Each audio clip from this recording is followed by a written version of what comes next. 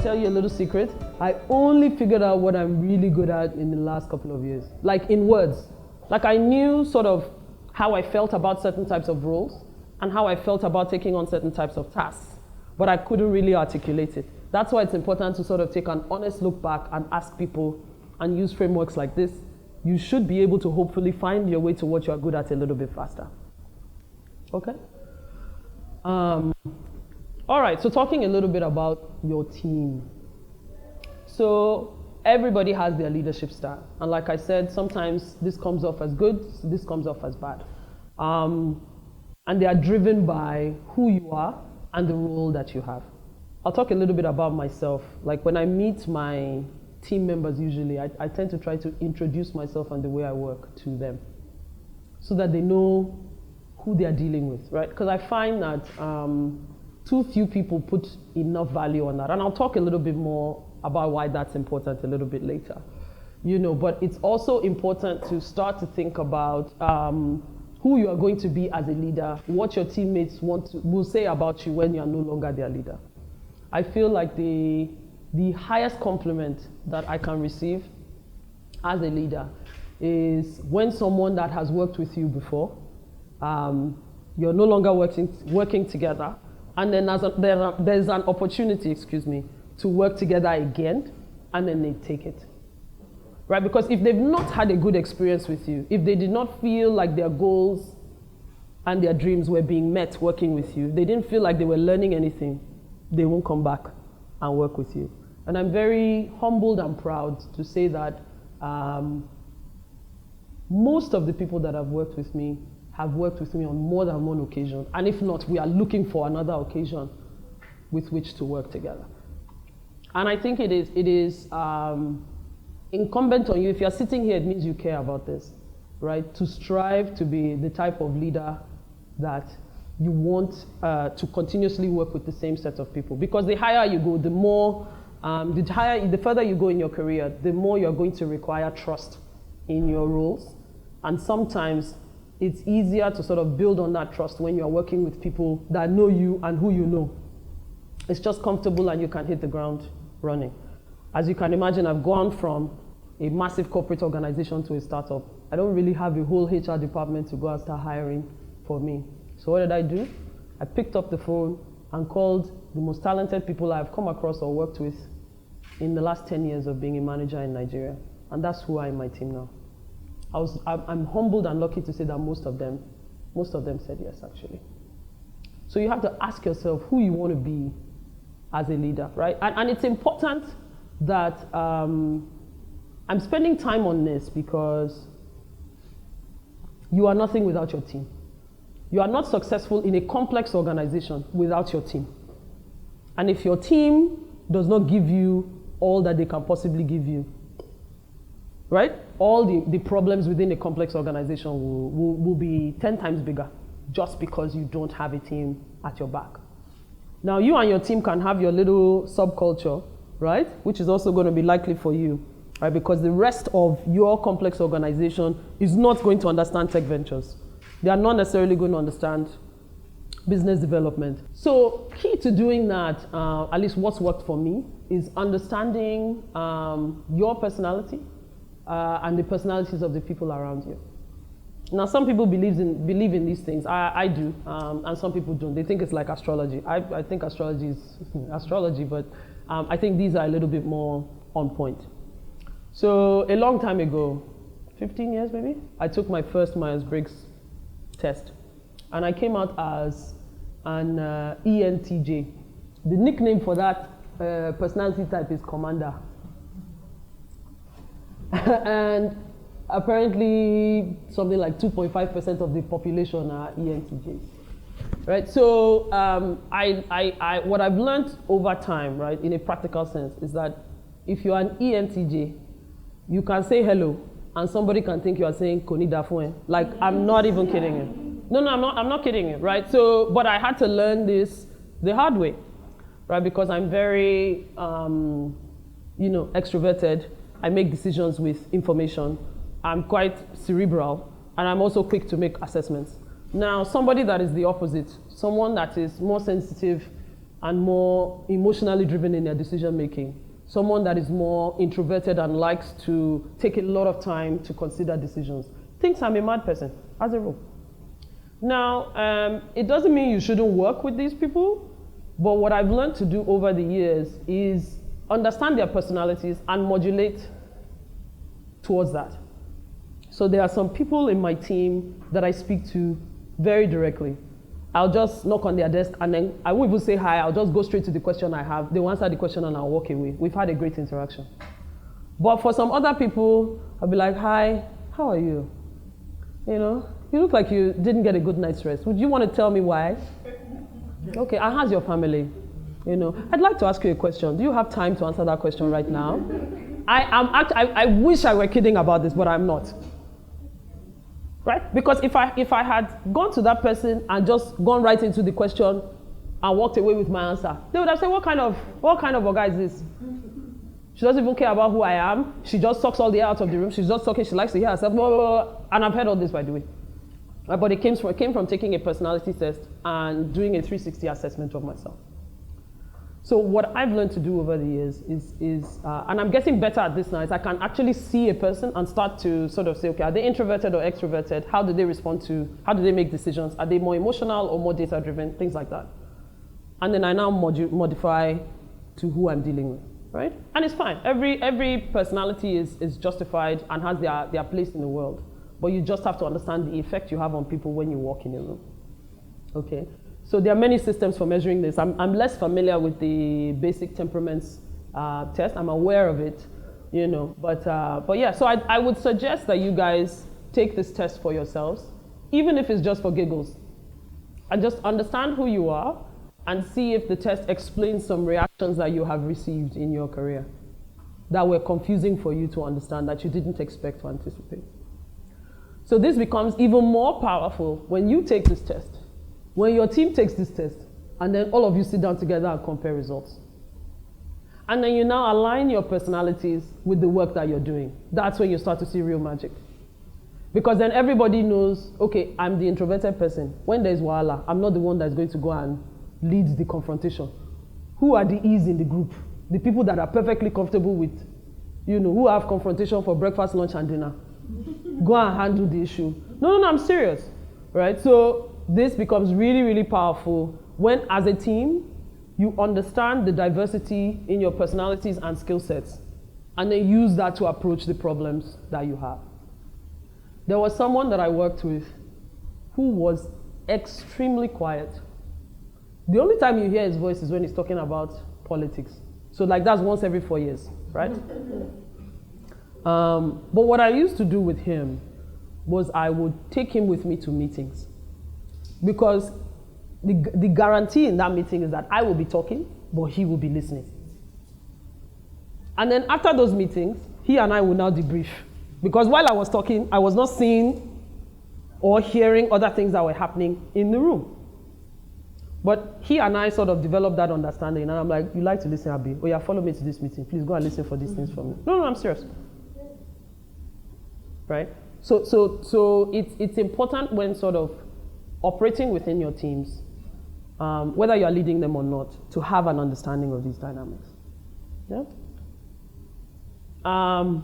And then eventually your leadership style, which you develop over time, and understanding of self, will determine the way you hire, fire, and drive your team to results. Question? You want me to tell you about the pizza test? Yes. So, I guess to put it in Nigerian words, it's kind of like if you don't have a spiritual connection with the person that you are trying to hire, don't do it. It's no offense to anybody. But if you are going to come in and you guys are not going to agree, if you don't have like a natural like for each other, right? The friction will just show up in the future. In consulting, we called it the pizza test.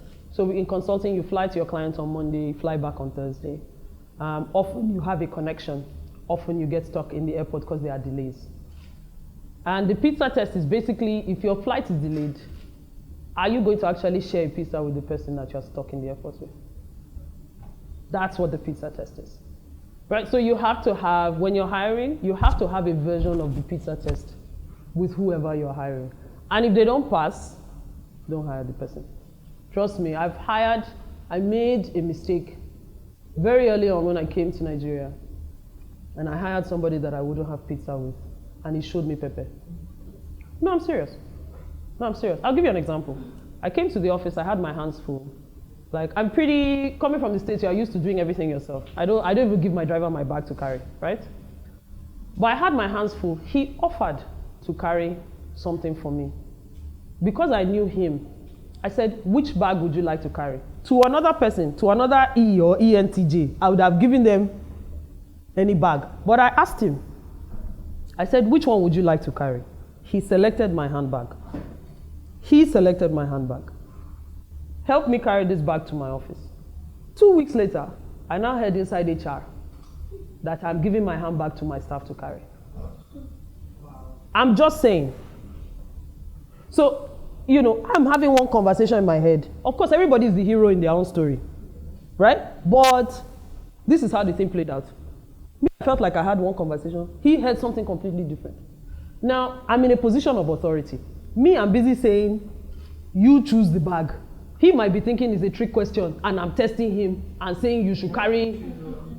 But I actually truly was not. And I literally wanted him to pick the bag that he was most comfortable in his masculinity to carry. Huh? This is what I'm saying. So when you see confusion amongst a team, it is because what is happening is there are different communication styles informed by the different personality types. Right? So you really have to sit down. Like I said, I took my first test 15 years ago. I'm still understanding the matter. But I know how to be extremely direct, and I know how to be very indirect. And I know how to modulate that based on who I'm speaking to. Do you understand? So you have to, the pizza test is very important. And like I said, just because you choose not to hire somebody, it doesn't mean that they are not skilled. It just means that in crunch time, especially in my case, now that I'm in a startup, the pizza test was super important. Because you're in an unstructured environment, you don't even know what progress looks like, right? Because literally, when I got this job, I was working on my dining table.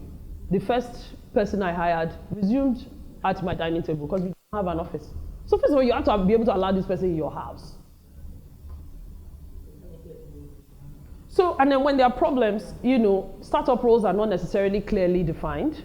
You need somebody that is going to be able to commit to a problem and address it in a pinch. If they don't like you, they are not going to do it. There will be no ownership of that problem. Right? So I believe that the pizza test is even more important when the organization is smaller and tighter and less structured. In corporates, you can kind of get around it, but...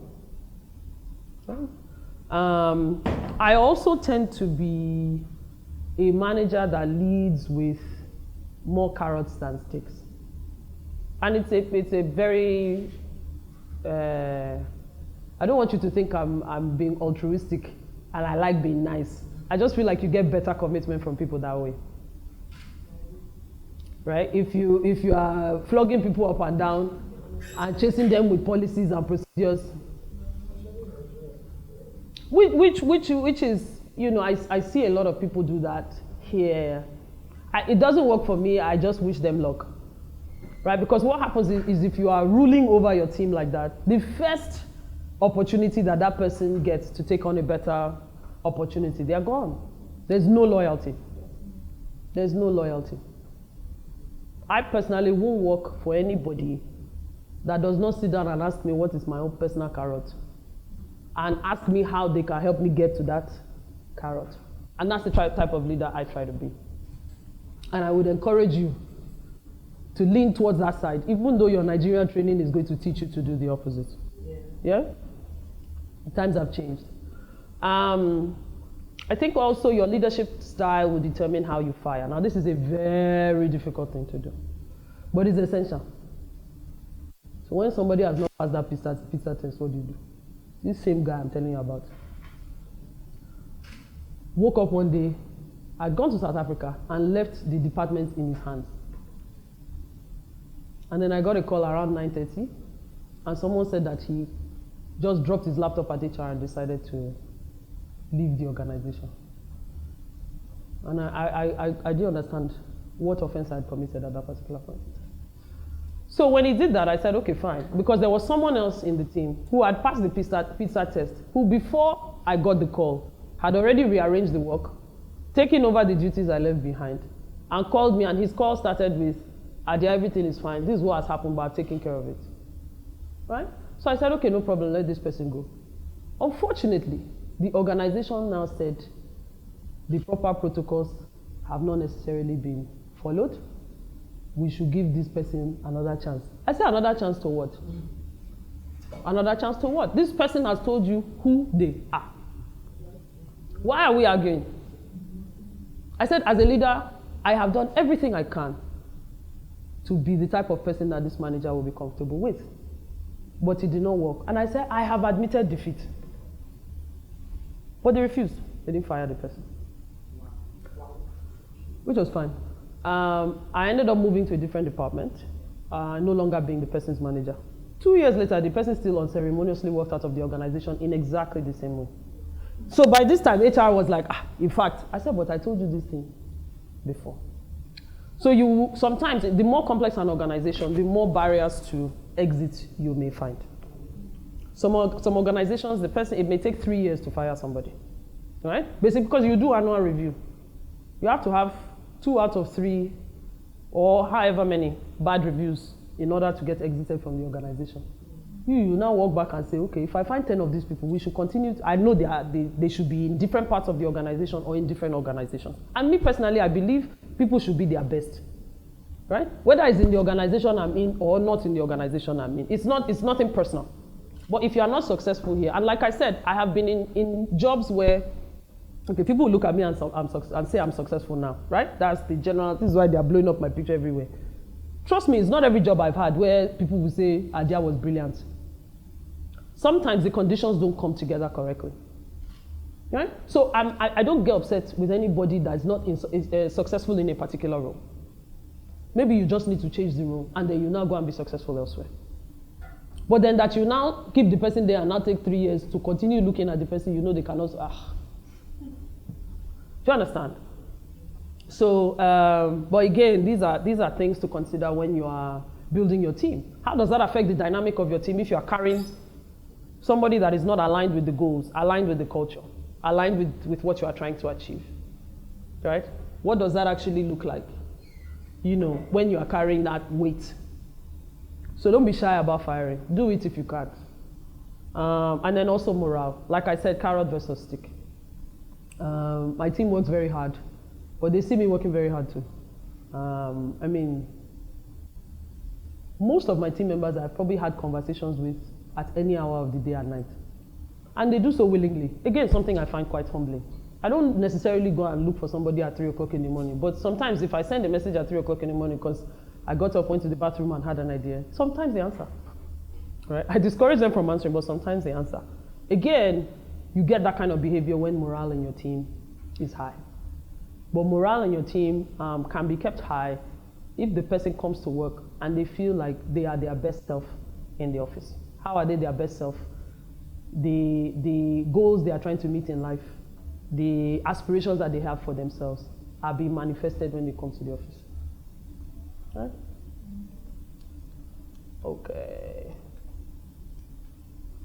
Okay, organizations. Well, you're here because you know the joys and pains of working amongst complexity. And I'll tell you what I've done that has worked for me. That I'm actually surprised that people don't do more often. I think the first thing to do is to know your boss. Like you just call the person and say, okay, look, what's your P? What annoys you? What do you like? What kind of information do I need to present to you for you to make a decision, right? Do you like email or do you like WhatsApp? These things are like really, really simple, but not enough people ask. So at my last job, I probably worked for the most feared C-level in the organization. Like people see this guy coming and they leave the hallway, like honestly. So, but me and him were very, very fine, right? And that was because I realized about him, he had some very simple rules. Don't be late. And if I give you something and you commit to it, meet that commitment, or let me know that you can't meet that commitment. And if you don't know, say you don't know. Sounds simple, right? Does it not sound simple? It doesn't sound simple. No, it actually is. No, because people will come out, the entire department, there were about 100 of us in this department. Right? And there's a witness to that here because she was with me when we were both in that department, right?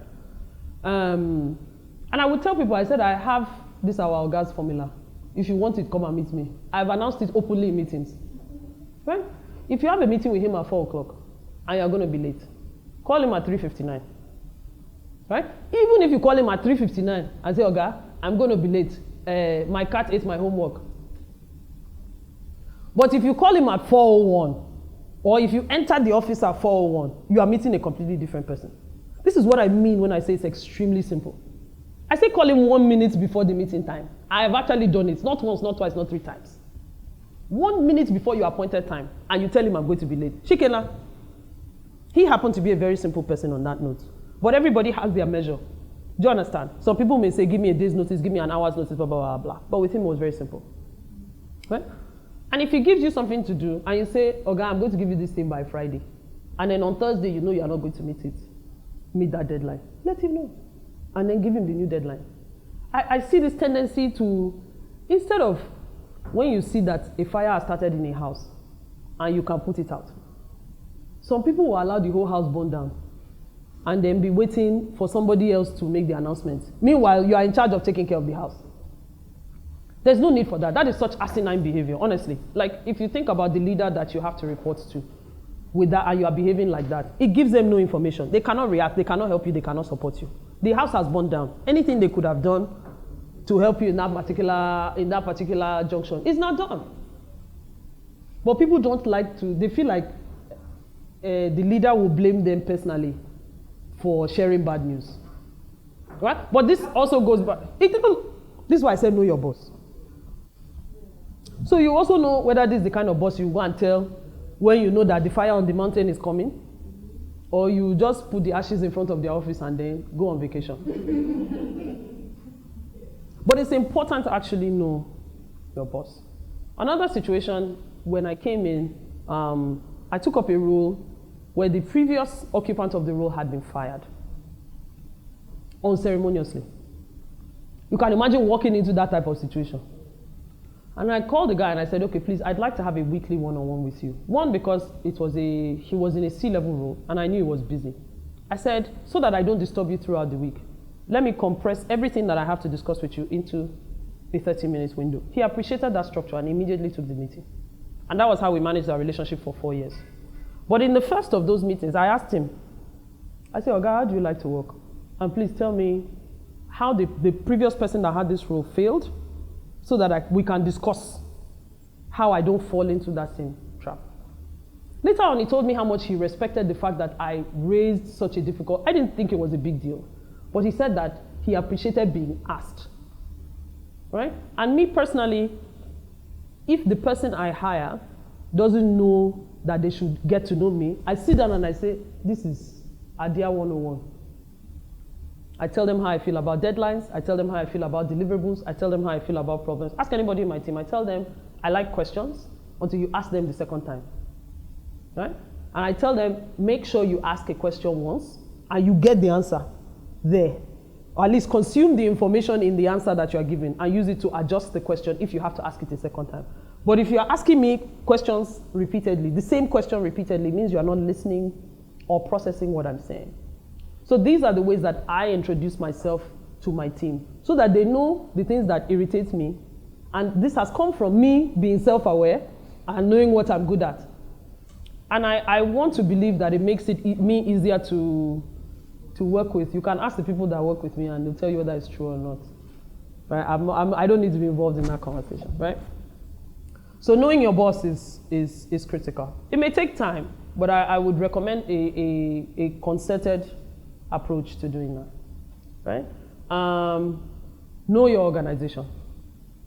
How big is it? How complex is it? What are the reporting structures? Who really listens to who? right? And I'll talk a little bit about that in the next slide. Where is the organization trying to go? Does it have big goals that are actually achievable? Or does it have small goals and everybody is just in cruise control because the money is complete?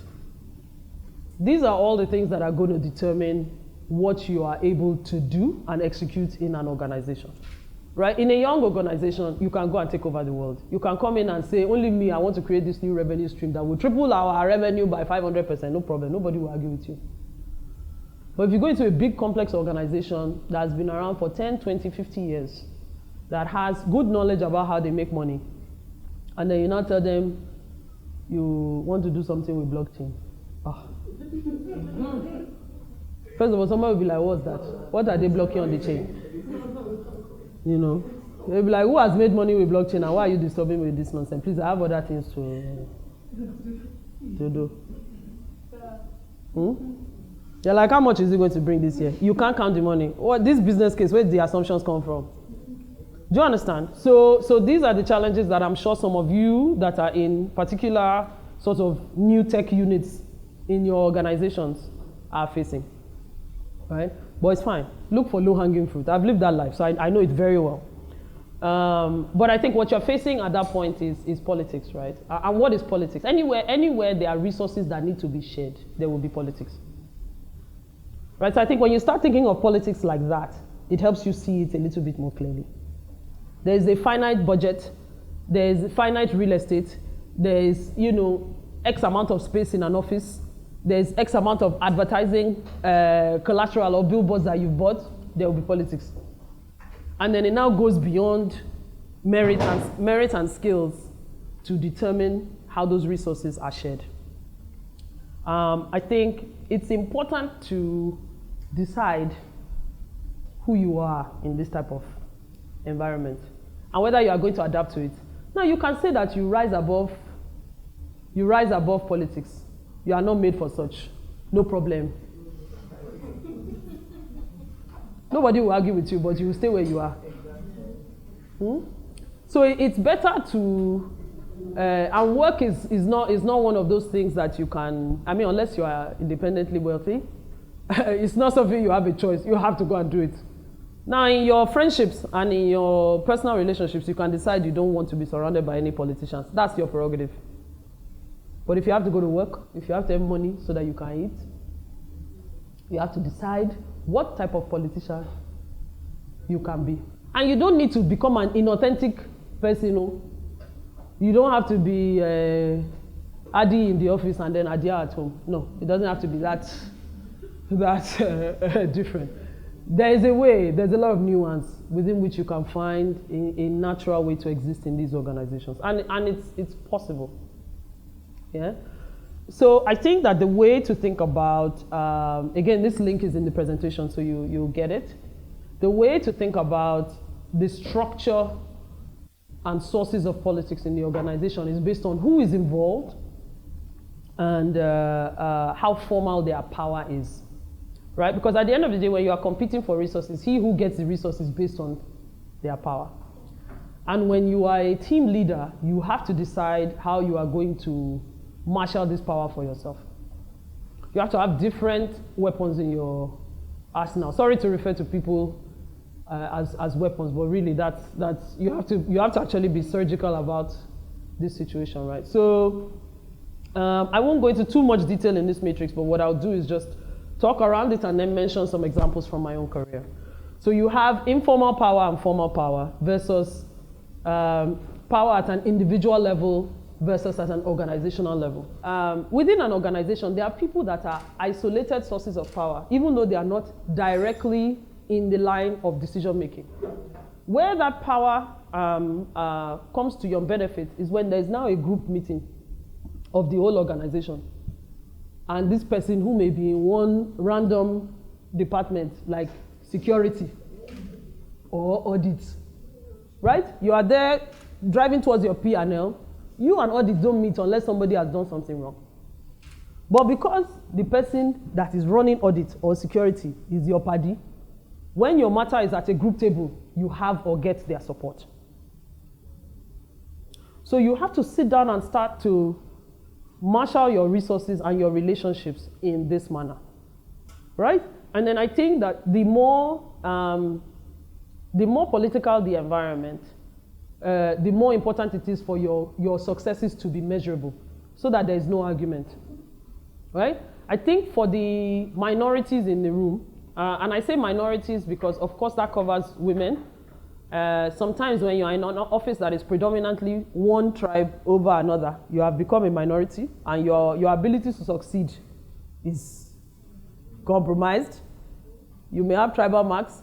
You may be Christian in a Muslim office or Muslim in a Christian office. These are all the things that you need to understand, right? Because when you get there and then it's now time to promote you, everybody will now be sitting down and saying, I can't really put my finger on it. The person is just somehow. But if you've structured your, don't laugh, oh. This thing has massaged people's destinies, including my own, right? But once your goals are measurable, the ability for somebody to say somehow, when they are looking at your KPI and you are like at 105%, it is neutralized to a good extent. So you want to try and make sure that whatever you are doing, you are able to independently and objectively measure your success. Okay? But yeah, go find this article and sit down and read it. And let it be one of those articles you come back to once a year. Right? Because these are, you go back, interact with people, and then these things, everything I'm saying here will take on a new meaning. So when you now understand your terrain, you now need to understand what navigating that terrain looks like. So I mentioned, okay, when you get to a group meeting, making sure that your parties have your back. So a lot of people complain about mansplaining. Me, I found a way to make it work for me. So I go and meet my men that are my friends. And I go and say, when we get to this meeting, there's a question I need asked. But if I ask it, I won't get the answer that I'm looking for. So I need you to ask this question. Sometimes it's to me or to someone else or about a situation. Do you understand? Because you know sometimes it depends on whose mouth the question is coming out of that you get your answer. Again, this comes from knowing your terrain. Okay, I don't want us to be too developed world and millennial about this thing and say, you know, I am who I am. They have to. No, nobody owes you nothing here. So it's better to just understand practically what your terrain looks like and use it to your advantage, right? I also, depending on the meeting, I may come into the meeting and say, my name is Adia.